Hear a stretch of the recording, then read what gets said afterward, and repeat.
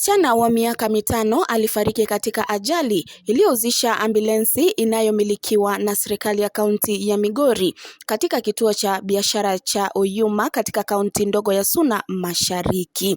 Akithibitisha kutokea kwa tukio hilo, kamanda wa polisi kaunti ya Migori Mark Wanjala amesema kuwa dereva wa gari la wagonjwa lililokuwa likielekea mjini Migori alishindwa kulidhibiti gari hilo na kumgonga msichana huyo aliyekuwa akicheza kwenye veranda ya nyumba yao katika kituo cha biashara.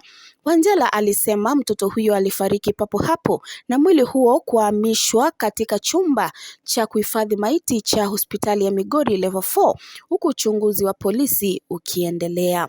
Kamanda wa polisi alisema bado hawajajua kilichojiri kabla ya ajali hiyo mbaya na kuongeza kuwa uchunguzi unaendelea. Alisema dereva wa gari la wagonjwa ambaye alipata majeraha alikuwa peke yake kwenye gari wakati ajali hiyo ilitokea. Huku hayo yakijiri, kamanda wa polisi kaunti hiyo ametoa wito kwa watumiaji wote wa barabara kuzingatia sheria za trafiki na pia kuwa waangalifu ili kuepuka ajali.